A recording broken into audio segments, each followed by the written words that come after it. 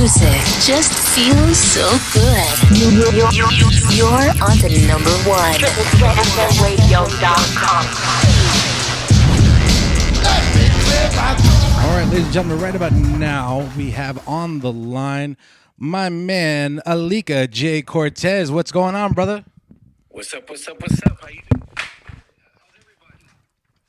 Oh, you may want to say that again. I kind of dropped you. I said, what's up, everybody? How's everyone doing, How's everyone doing down there? Right. In Florida. Well, like I said, I'm the only one in Florida right now, but we got people all over the world. That's the beautiful thing about Triple Threat FM Radio.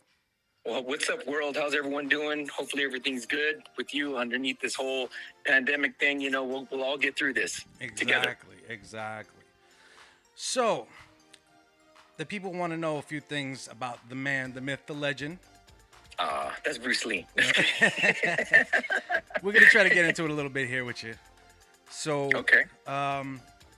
What made you get into the business?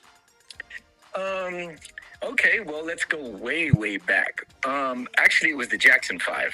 Okay, I mean, nice. I'm that's far back, right? Good stuff, I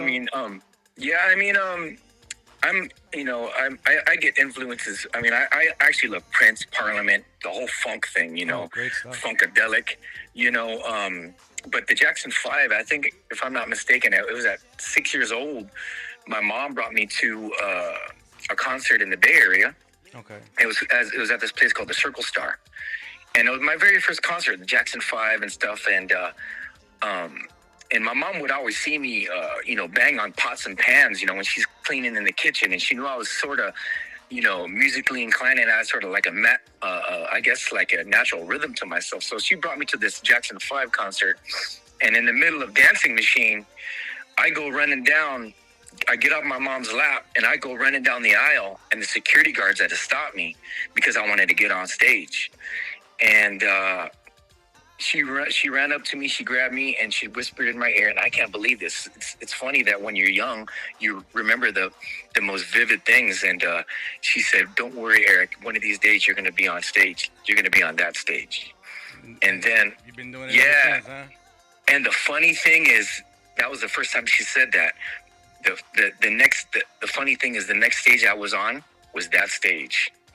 Nice. It was the Circle Star. My mom was in the audience, and I see her in the middle of. I was with Stevie, and the second time I actually went to the Circle Star was when I was actually on that stage. And the funny thing is, I seen my mom in the audience. My mom had a half smile on her face, and my eyes sort of teared up. You know what I mean? And it sort of gets It sort of gets to me right now, Yeah, you're getting a little choked up there. That's good, though. That's real. We like that. Now, speaking of Stevie, I hear you mentioned, what were some of the names of the people that you worked with, like Stevie B? Well, I worked with Gloria Estefan. I did some percussion for her, 2003. Okay. This was in Las Vegas. I performed with Gloria Estefan in Miami Sound Machine. We actually have a video on that. It's called the Unwrapped concert. Okay. And it's an awesome video. If you guys ever have the chance to try to check out that video, it's called Unwrapped. And I worked with her. I was playing the djembe, and they used me. And actually, I know another guy from there. His name is Remy Palacios, and he's actually from, Nice and Wild. And you know that song Diamond Girl and stuff? Of course. Yeah, so he was up there playing with me, and with the djembe, and they used us to actually move around her while the camera pans to the right, pans to the left. So they used us for video purposes. So Gloria was one of the artists that I worked with. Of course Stevie. Also, I've worked with actors and stuff like that, like Shabadoo. Rest in peace. My brother Shabadoo. B.O.P. of course, Babyface. When I was actually with B.O.P., we actually had a track on there, and Babyface and Mark Nelson from the group As Yet co-wrote and produced a song on that album. Awesome track. Very cool. Yeah. So Gloria, Stevie, we worked with, of course, as I was with these artists on the road and working with them, I got to meet all kinds of great artists on the road. As for working with them, these are the artists that I actually worked with. But it's funny that when you work with these artists, you meet different people. You press palms and you talk to different people, and you get to know them. And I've worked with a lot of great, and I know a lot of great people. Exactly. Being in the business. Now, exactly what kind of percussion do you play? Because I'm told that you are straight up percussionist. Well, my very first instrument growing up was saxophone. I come from a musical family. My grandmother played sax, and then my mother played clarinet. And the first thing they gave me was a sax, and I didn't like sax, because everyone in my class, she gave me sax lessons, and everyone in my class was a girl. And when I was young, I had like long hair. Everyone thought I was a girl in that class, and I felt I was sort of getting pissed off. And I got out of that class. I don't like saxophone. And then all of a sudden, I got into bongos. Okay. Not congas yet, just bongos. My mom got me my first pair of bongos, and I started playing on those, dibbling and dabbling on those. But when I got solid into instrument playing, it was actually a drum set. Ah, okay. It was a drum set. So I got into drum set playing, and I only got into seriously taking percussion because I dibbled and dabbled on bongos. But so congas wasn't that big of a deal to get into, from bongos to congas. Right. It wasn't that big of a deal to get into because I already had that rhythm in me as a drummer, So I actually played, I guess, bongos, timbales. I'm going to get back into saxophone playing, though, and, of course, drum set. Believe it or not, little fun fact, your boy Hugo Boss actually started on the saxophone as well in band. Are you serious? Yes, sir, I did. I couldn't bro, hold you a need to note to teach save me, my bro. life, but I did. That's awesome. I still have my Silmer saxophone underneath my bed right now as we speak, and I'm going to go onto YouTube and I'm going to start learning some stuff. So if you see some stuff, online or whatever, I'm going to... I don't know. I'm just going to dibble and dabble in that. I love saxophone. That's good. You're blessed, man. Yeah. I should have stuck with it. I should have stuck with it also, but it is what it is. But, who knows? If I did that, I might not be the DJ I am today. You know what I'm saying? Right. Absolutely. Absolutely. How long you been doing that? DJing for a while now. Well, I'm 45. I've been doing it since I was 14. I can't do the math because I suck. But yeah, it's been a minute. I actually... myself got out of the business for a while to try other things, but the pandemic kind of pushed it back out of me because we were stuck. You know what I'm saying? Oh, tell me about it. Yeah. So yeah. Tell me about it. Ever since then, it just rolled on to TikTok and Triple Threat, and now I'm meeting all these crazy, amazing people, and it's been blessed. I've been blessed. Yeah, I'm gonna get hip with that TikTok thing. I have so many things I can do. For myself or just for TikTok, just entertainment-wise, man. Exactly. I see people just doing some crazy stuff. I'm like, you know what? With the stuff I know I can do some craziness back there, boy. I can only imagine. Now, I originally heard you say you were from California. What part exactly? Actually, originally from Hawaii, but I reside in California now. Okay. I lived all over the place in Cali. I went to elementary school. I went to middle and high school in San Jose. I lived in LA before. I live sort of by Stockton. It's called Turlock. Okay. And it's sort of by Modesto, Stockton area. It's funny thing is when me and Shab was working, Shabadoo, right. He asked me the same thing. Where are you from? I'm from Turlock. He's all, that's a good name. Turlock. Just because it had locking in it. Turlock. And he's a locker, Exactly. So yeah, I live in Turlock right now. So I'm from Hawaii. I live in Turlock, California right now. What part of Hawaii, if you don't mind me asking? I live in Oahu. I'm from Maui and Kauai, but I was born in Aiea, which is on the island of Oahu. Oh, okay. I was actually just there in 2008. Absolutely beautiful. Yeah, it's a different vibe. They're very chill there, Now, very, very chill. Now, speaking of BOP, how long ago was that? I'd say from the early 90s to the mid, we probably ended in like 96. they got bought out by Secret 7 MCA. We're signed under MCA. Then we got dropped. We got picked up by Andre Fisher, which opened up his own label called Dre Force. Mm-hmm. He was the vice president of MCA at the time, and picked us up, tried to keep the ball rolling. You know, they didn't know how to market us. You know, Boys of Paradise. We had some great music. If you listen to the album, I mean, it was really, really cool. But we had great music out, and but they didn't know how to market us. You know, we all had long hair back then. Everyone was going bald. You know what I mean? They wore their pants down to their, you know, below their butt, and we're like, we're not going to do that. You know, we're just going to stick to what we believe. You know, we're just going to still be us. We have long hair. You know, we look like island boys that sang like R&B music. And for those that, I'm sorry to cut you off. For those that don't know, we're dropping a little bit of that BOP in the background here, so people can just get a taste of what you're all about. So, and we're also going to play a little some BOP just as we're finishing up here. But in the meantime, we're doing a reunion, by the way. Oh, you are? I was just, as a matter of fact, I was just going to ask: is there anything in the works about that?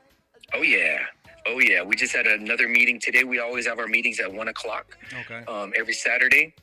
And we do our little Zoom meetings and stuff, and try to keep us up to date. Right now, we're working with a group called Common Kings. Okay. And they're out of Hawaii, and they do a lot of Hawaiian music. And we're gonna keep that. We're gonna keep it R&B, but we're gonna have a pretty much like an island flavor, you know, because we're really, really popular over the Pacific Rim. You know, we went to Samoa. We toured all of Hawaii. But we're gonna keep it BOP like us, that what you're sounding right now. Right. But we're gonna have like a Hawaiian flavor, you know. I could dig it. Mm-hmm. Now, is that gonna be? Are you mainly gonna be touring in, like, say, the West Coast, or are you gonna try to bring it to the East? We're gonna probably gonna go through the. We're gonna go probably hit up the Pacific Rim first, but you know, if it gets really, really big, we're gonna go wherever they take us. You know, West Coast, East Coast. Right.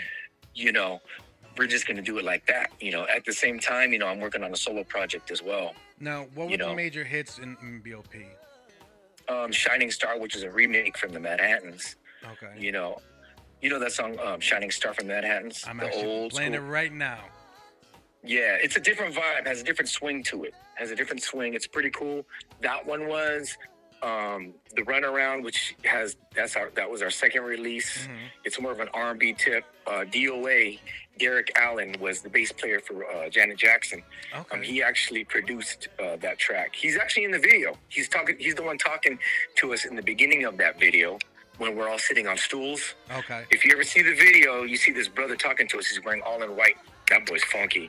He actually, that's him. That's the Janet's bass player at the time. He really, really talented cat. He produced that track. Awesome. Cool. Yeah, now, he did a lot of stuff. If I'm not mistaken, I know this isn't on my list of questions, but I'm pretty sure I saw Ice-T in one of your videos. Is that true? Yes, that's Ice-T. It is Ice-T. Okay. He was actually a friend of ours, and okay. He's a friend of ours, and he's like, the funny thing is, he just did it just because. We just called him and he went, hey, you want to be in a video, you know? And it's no big deal when you guys are all just friends, you know what I'm saying? Right. He just shows up, you know? So, and the funny thing is everyone in that video, you know how we got people in that video? Okay, this video was on Melrose in LA. I'm not sure if you're familiar with Melrose in LA, but it's like a fashion district and stuff. And people up, you know, you get stars and you get people just buying vintage clothing and all kinds of high fashion clothing. It's just like a hot spot in LA. Right. And, we were doing a video down the street on Melrose, and all we did was put out arrows and saying, hey, if whoever wants to be in a music video, follow these arrows. And they just kept on following the arrows. Give it a half an hour, man. This line was long. Right. You know, we had like a stool out there, someone on a table signing, you know, they had to sign, do some paperwork, and they're in.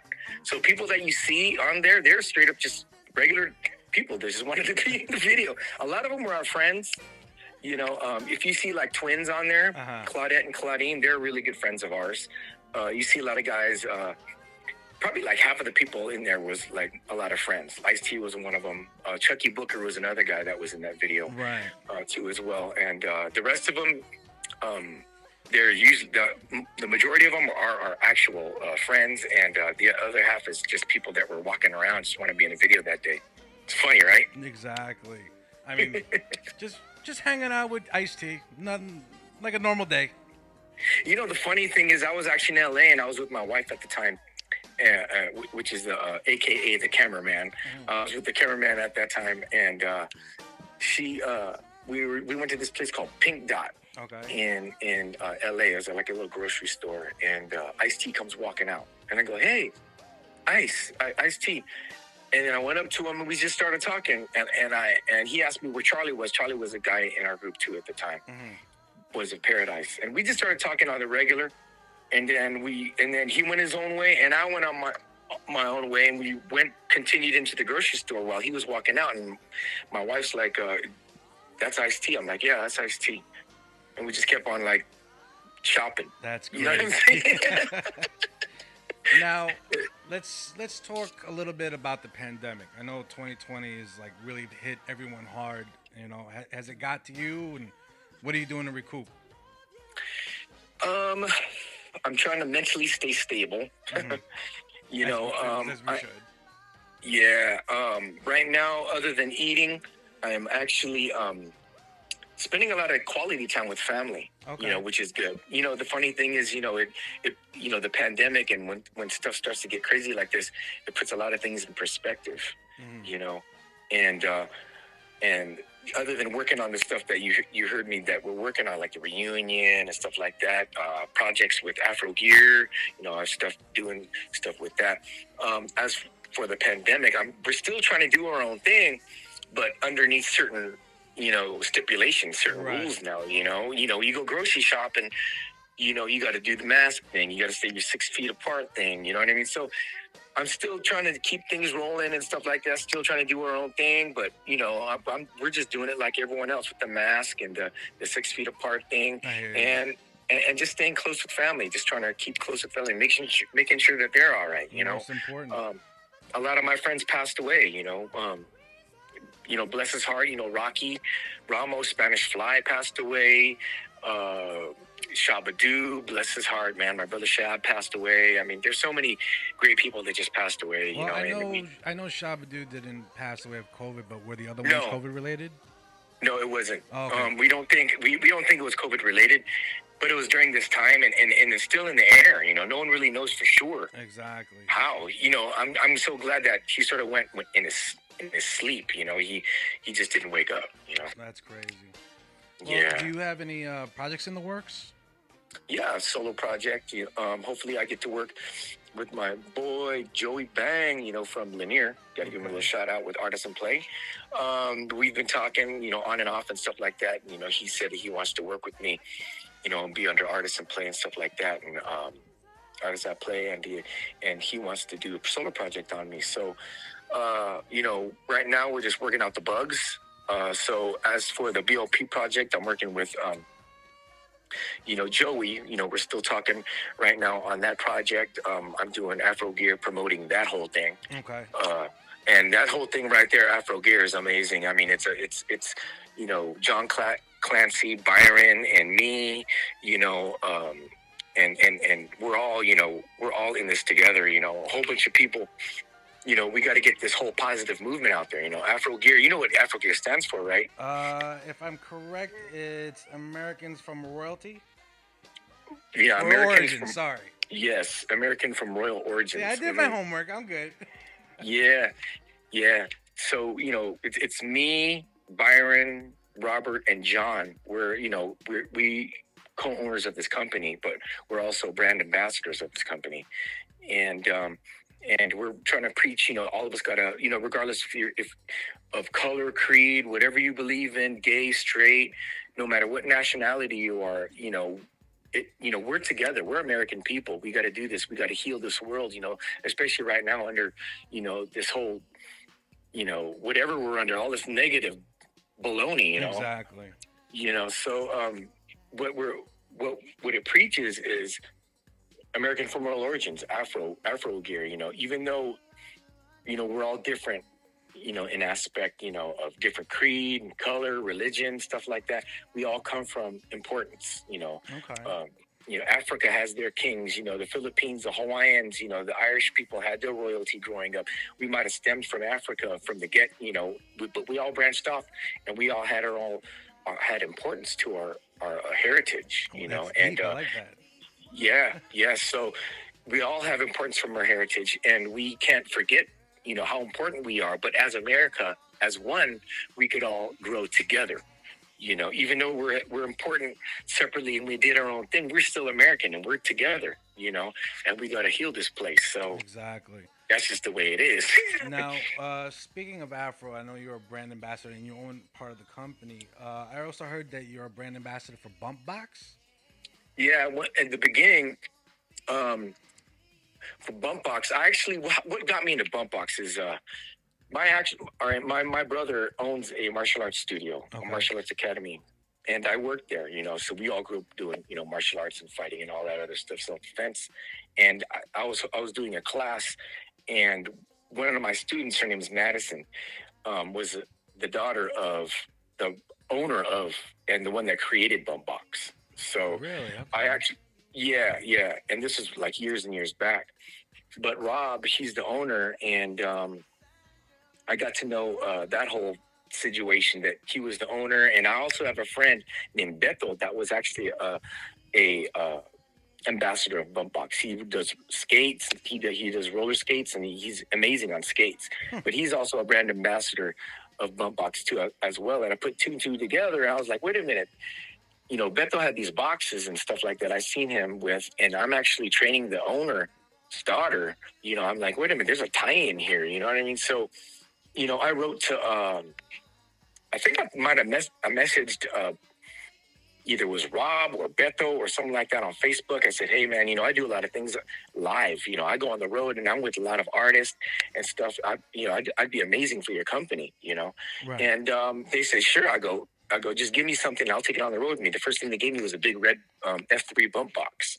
It was a freestyle bump box, a big one, right? Right. So I took it on the road, and Lisa jumped on, and they're like, oh my goodness, Stevie's. It's like, where did you get that? You know, and then I started plastering it, you know, on these freestyle explosions. I used to always bring all my bump boxes that they were giving me. And I just started promoting,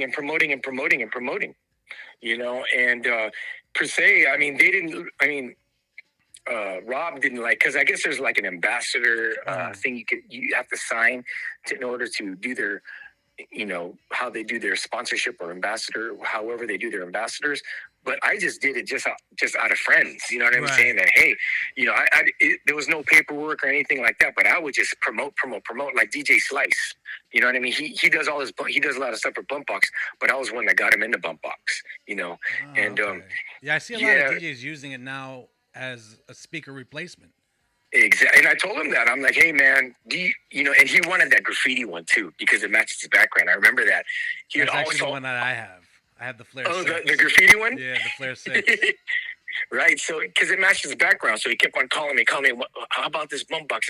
So I'd be making these phone calls, you know, back and forth, you know, and they didn't know too much about DJ Slice, man. But I'm so glad that finally they found out how qualified he is to promote Bump Box, because now he's like a big deal there. So, and he does great for Bump Box, you know. So, yeah, I was the one that actually got him involved with Bump Box. I gave Stevie, you know, I thought Stevie was going to promote, you know, and I got him a red one, and I think I might have got him a big black one that was like 1,000 watts way back in the day.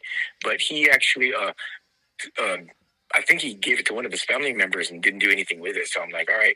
Yeah, I'm actually trying to save my pennies up for the Up Rock. Oh, the Up Rock. Yeah, that's the one I got him. That big one. Yeah. Yeah. That's, you know, they are powerful. For anyone listening, Bump Box is extremely powerful. My neighbors hate me because of those. Yeah, I mean, I actually have I have the red one. I don't have that anymore.